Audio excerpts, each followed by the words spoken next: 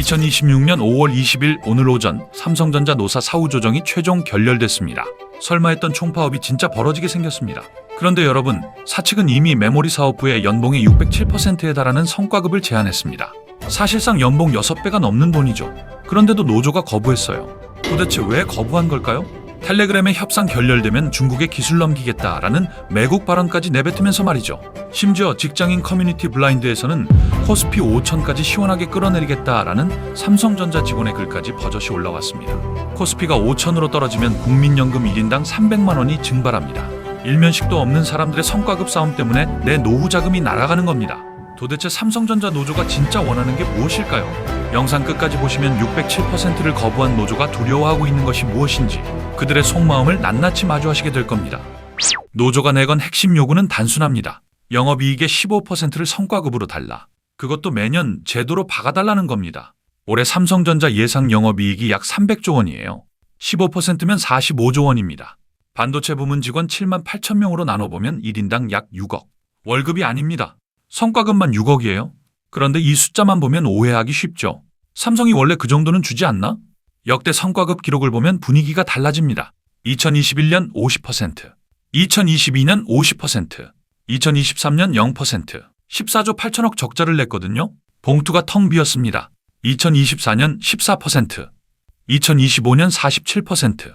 그러다 올해 갑자기 607%가 튀어나왔어요. 완전한 롤러코스터입니다. 바닥을 찍었다가 반등하고 또 떨어지고 해마다 봉투를 열어봐야 알 수 있는 구조였죠. 그러면 노조 입장도 들어봐야 공평합니다. SK하이닉스는 기본급의 2,964%를 지급했어요. 삼성 47%는 SK의 약 3분의 1입니다. 같은 반도체를 만드는데 3배 가까이 차이가 나죠. 이 격차를 보면 노조가 분통을 터뜨린 맥락은 이해가 됩니다. 그래서 사측이 내놓은 카드가 607%였어요. 로이터가 입수한 협상 회의록에 적혀 있습니다. 메모리 사업부의 607%, SK하이닉스를 넘어서는 수준이죠. 그런데 노조가 거부했습니다. 이유가 뭐냐? 적자를 내고 있는 파운드리 사업부에는 50에서 100%만 제시됐기 때문이에요. 노조위원장이 이렇게 말했습니다. 5억 받는 사업부 옆에서 8천만 원 받으면 동기가 있겠느냐? 같은 회사 안에서 10배 차이가 나면 일할 맛이 나겠냐는 겁니다. 사측 반박도 거셌어요. 김영로 부사장이 잘라 말했습니다. 파운드리는 수조 원 적자입니다. 우리 회사가 아니었으면 문 닫았을 겁니다. 성과급 지급을 어떻게 정당화하겠습니까? 중노위 조정안도 나왔어요. 영업이익의 12%, 1인당 4억 원 이상. 노조의 대답은 딱 한마디였습니다. 퇴보했다. 4억이 넘는 성과급을 퇴보라고 거절하는 노조. 여기서 뭔가 이상한 낌새가 느껴지지 않습니까? 진짜 문제는 거절 자체가 아닙니다. 노조가 원하는 것의 구조를 뜯어보면 답이 나와요. 영업이익 15% 제도화. 이건 올해만 적용되는 게 아닙니다. 매년 자동으로 빠져나가는 고정비가 돼요. 영업이익이 100조로 떨어져도 15조를 내놔야 합니다. 적자가 나도 제도화된 이상 줄일 수가 없어요. 여러분, 가정에 대입해 보겠습니다. 월급이 500만 원인데 매달 보험료, 경조사비, 학원비로 150만 원이 자동으로 빠진다고 생각해 보세요. 월급이 300으로 줄어도 150만 원은 그대로 나갑니다. 줄일 수가 없어요. 계약서에 박혀 있으니까요. 그게 바로 노조가 요구하는 구조입니다. 이게 실제로 어떤 충격을 주느냐? 반도체 팹 하나 짓는데 60조 원이 듭니다. 대한민국 국방비 1년치예요. 이걸 3, 4년마다 새로 지어야 경쟁에서 안 밀립니다. 45조가 성과급으로 빠지면 이 투자 재원이 잠식돼요. JP모건이 경고를 날렸습니다. 노조 요구안을 수용하면 올해 영업이익 최대 12% 감소, 추가 인건비만 39조, 총 영향 43조. 이 숫자가 어느 정도냐면요. 지난해 삼성전자 연간 영업이익이 43조 6천억이었습니다. 작년에 번 돈이 통째로 날아가는 규모예요. 이쯤 되면 궁금하실 겁니다. 다른 나라 반도체 회사들도 이 정도를 주느냐? TSMC가 정관에 명문화한 직원 성과급 비율이 있습니다. 연간 이익의 최소 1%. 삼성 노조가 요구하는 건 15%예요. 15배 차이죠. 미국 빅테크 7개 회사 중에서 영업이익 고정 비율을 현금으로 제도화한 곳이 몇 개냐? 0개입니다. 전부 RSU 주식 기반이에요. 전 세계 어디에도 이런 구조는 없습니다. 쉽게 말하면 이런 겁니다. 장사가 잘 되든 안 되든 매달 월세를 꼬박꼬박 내놓으라는 건물주가 있어요. 노조가 요구하는 구조가 바로 그 건물주 마인드와 똑같습니다. 회사가 흥하든 망하든 내 몫은 고정이라는 거예요. 그런데 여기서 진짜 건물주는 누굽니까? 회사를 소유한 주주도 아니고 투자금을 댄 사람도 아닙니다. 노동을 제공하는 쪽이 건물주 행세를 하겠다는 구조예요. 요구가 비합리적이라는 건 이제 분명해졌습니다. 그러면 그냥 무시하면 되지 않습니까? 사측이 버티면 끝나는 문제 아니냐. 그런데 요구가 안 먹히자 노조가 꺼내든 카드가 있습니다. 대한민국 경제 전체를 볼모로 잡는 협박이에요. 직장 생활 해보신 분들은 아실 겁니다. 거래처 중에 진상이 하나 있어요. 시끄러우니까 그냥 해줘 하고 넘어갑니다. 다음 달에 더 큰 걸로 옵니다. 한 번 해주면 끝이 아니라 시작이에요. 지금 벌어지고 있는 일이 딱 그겁니다. 첫 번째 카드. 블라인드에 삼성전자 직원 글이 올라왔습니다.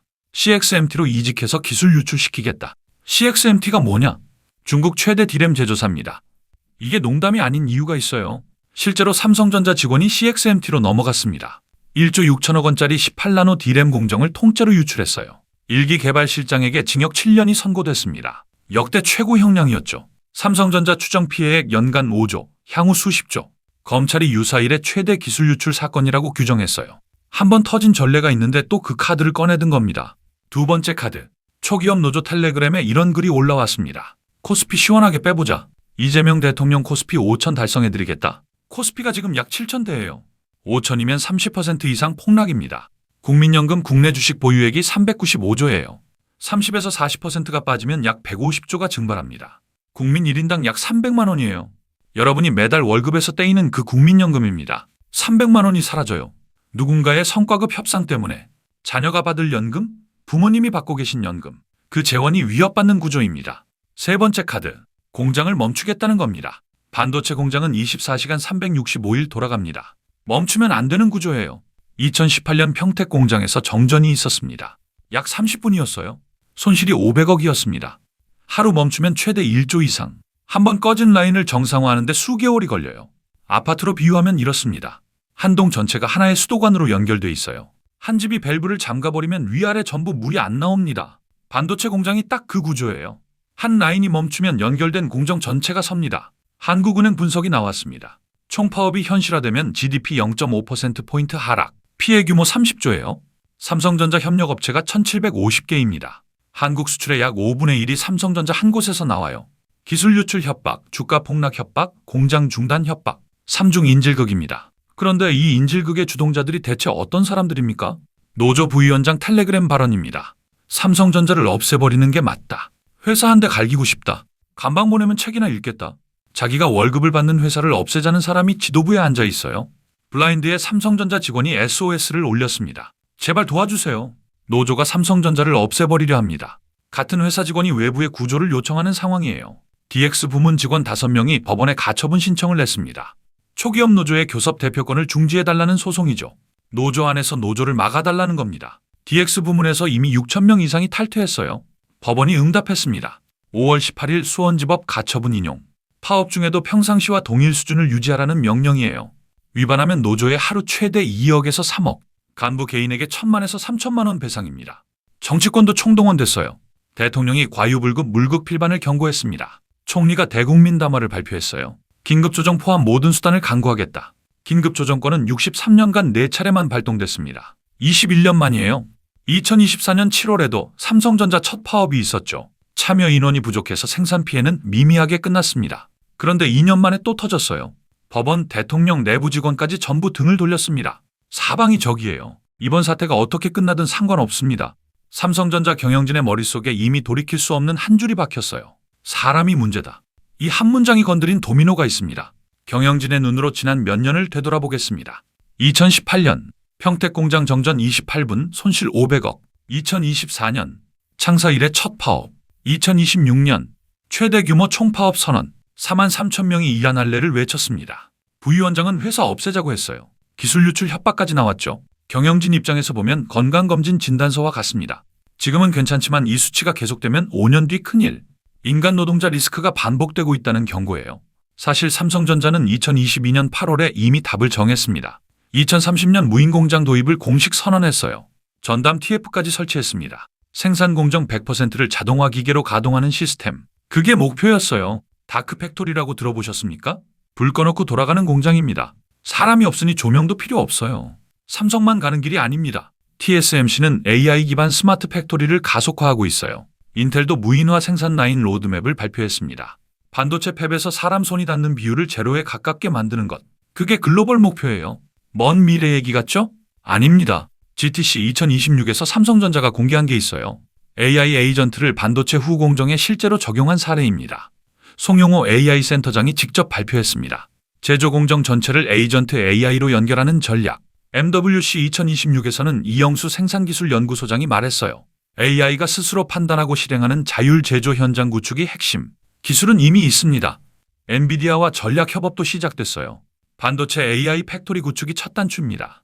휴머노이드 로봇 상용화를 위한 제슨 토르 플랫폼도 도입했어요. 물류와 운반을 넘어서 설비 관리, 정밀 조립까지 로봇이 사람을 대체하는 로드맵이 깔렸습니다. 여기에 법적 명분까지 갖춰졌어요. 2026년 1월 대법원 판결이 나왔습니다. 성과급은 평균 임금이 아니다. 근로의 대가가 아닌 경영 성과의 분배다. 이 판결이 기업에 뭘 줬느냐? 예측 불가능한 인건비 리스크를 줄이기 위해 로봇을 투입하고 고정비를 절감할 법적 근거가 생긴 겁니다. 자, 퍼즐을 맞춰보겠습니다. 방향은 2022년에 정해졌습니다. 기술은 GTC와 MWC에서 확인됐어요. 명분은 대법원이 만들어줬습니다. 세 가지가 전부 갖춰진 상태였어요. 남은 건 딱 하나였습니다. 지금 당장 시작해야 할 이유. 이번 파업이 그 이유를 만들어줬어요. 이 역설을 한마디로 표현하면 이렇습니다. 거위가 황금알을 더 내놓으라고 난동을 부렸어요. 그런데 주인이 거위 배를 가른 게 아닙니다. 거위한테 나 대신 알 낳는 기계 만들어라고 떠밀어버린 꼴이에요. 거위가 스스로 자기 대체제를 불러온 겁니다. 다만 한 가지 짚어야 할 게 있습니다. 이것은 아직 확정된 미래가 아니에요. 삼성전자가 파업 때문에 무인화를 앞당기겠다고 공식 발표한 건 아닙니다. 하지만 전문가들의 의견은 한 방향을 가리킵니다. 이번 사태가 인간 노동력의 리스크를 재평가하는 결정적 계기다. 방향은 정해져 있었어요. 노조가 엑셀을 밟았을 뿐입니다. 성과급 몇 %를 더 받겠다고 벌인 싸움이 자기 일자리를 없애는 미래를 앞당겼습니다. 전체 그림을 이어보겠습니다.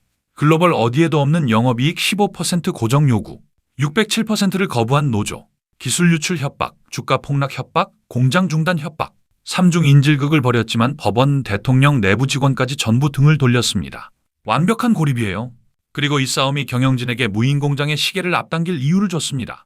밥그릇을 더 채우려다 밥그릇을 기계에 넘기는 자멸극. 그게 지금 벌어지고 있는 일의 본질이에요. 그런데 이 자멸극의 청구서는 노조만 받는 게 아닙니다. 국민연금 1인당 300만 원이 위험해요.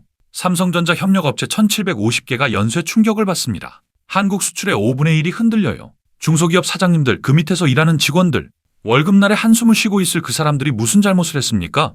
그리고 가장 뼈아픈 청구서가 남았어요. 다크팩토리가 현실화되면 가장 먼저 일자리를 잃는 사람은 누구냐?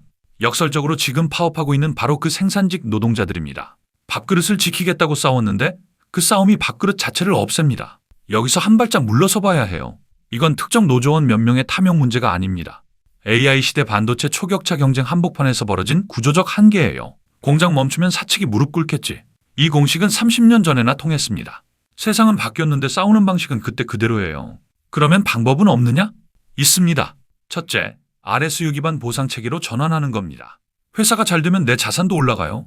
파업해서 주가를 떨어뜨리면 내 보상도 같이 내려갑니다. 스스로 브레이크를 밟게 되는 구조예요. 전 세계 빅테크가 이미 쓰고 있는 방식이죠. 둘째, 노조가 먼저 다크팩토리 시대에 대비한 교육을 요구해야 합니다. 파업기금 대신 교육기금을 쌓는 거예요. 기계가 대체할 수 없는 역량을 키우는 쪽으로 방향을 틀어야 해요. 싸울 힘을 모으는 게 아니라 살아남을 힘을 모아야 합니다. 셋째, 핵심 시설 파업 가이드라인을 법으로 만들어야 해요. 파업권은 보장하되 경제 전체를 인질로 잡는 행위는 막는 겁니다. 권리에는 반드시 책임이 따라야 하죠. 자, 정리해보겠습니다. 607%를 거부한 노조. 기술 넘기겠다, 코스피 빼겠다, 회사 없애겠다. 그 모든 엄포의 끝에 남은 게 뭡니까? 조합원 이탈, 전 국민의 싸늘한 시선, 그리고 사람 없이도 돌아가는 공장을 만들겠다는 경영진의 결심. 만약 여러분의 노후 자금인 국민연금이 이 사태로 수백만 원 증발할 위기였다면 누구의 손을 들겠습니까?